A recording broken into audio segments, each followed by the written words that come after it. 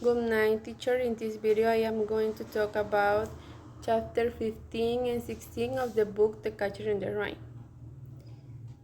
First, I will talk a little bit about the chapter 15. The last time Hadden eaten was those two hamburgers he had with Brossard and Ackley when they went into Agerson to the movies. That was a long time ago. It seems like 50 years ago. Jordan said you think he could wait to see him again. So he just sat in bed and smoked another cigarette.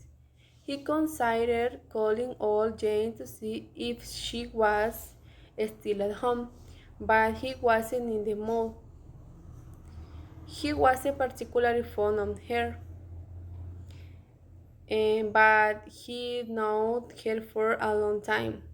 In this stupidity, he used to believe she was quite intelligent.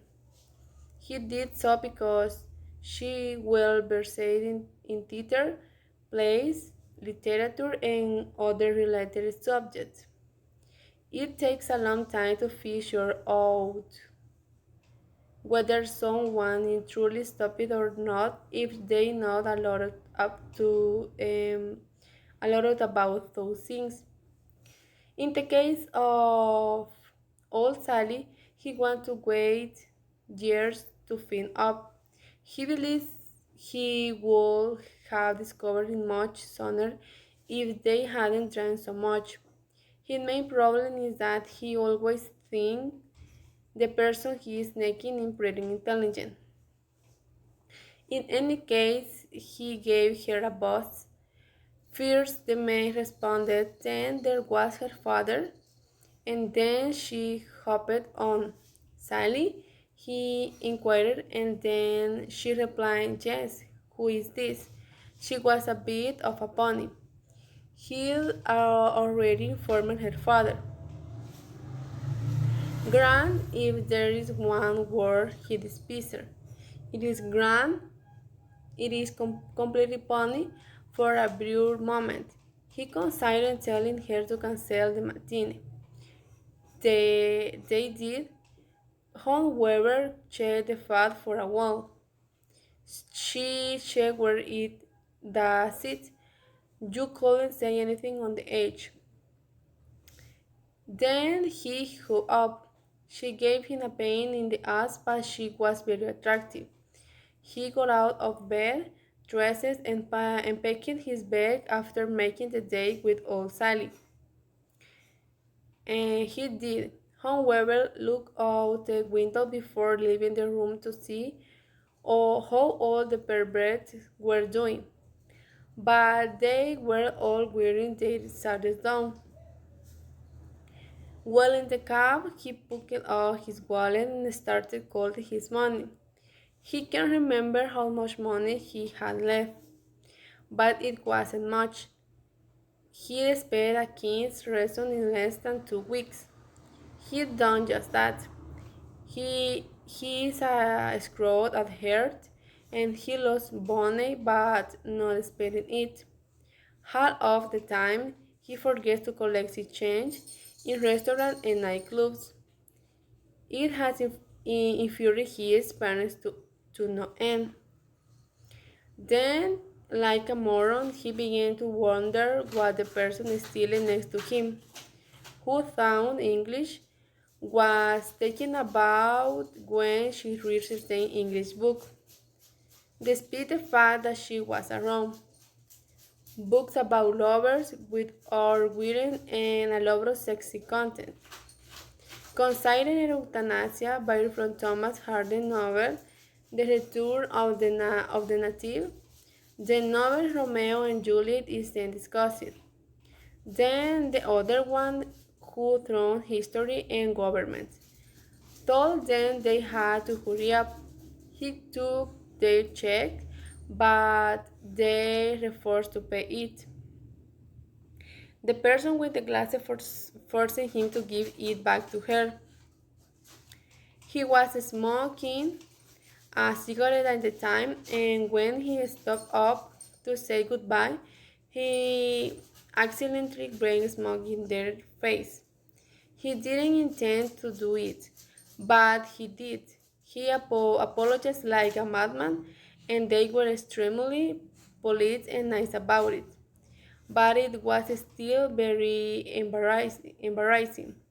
He began apologizing after they left because he had only given them $10 for their collection. But there was a problem. He'd planned a machine with Sally Hayes and needed to send some money for the tickets and other expenses. He did, and however expressed regret. Money is a cursed thing. It always makes you feel as if you will be blue for the rest of your life. Now we'll continue with the chapter number 16. He could get two stones out of his mind. He can remember that backup of string basket they used to collect money with when they weren't teaching school. He kept picturing his mother or his aunt or Sally Hayes' crazy mother standing outside some department store, collecting money for the poor in a beat up all string basket.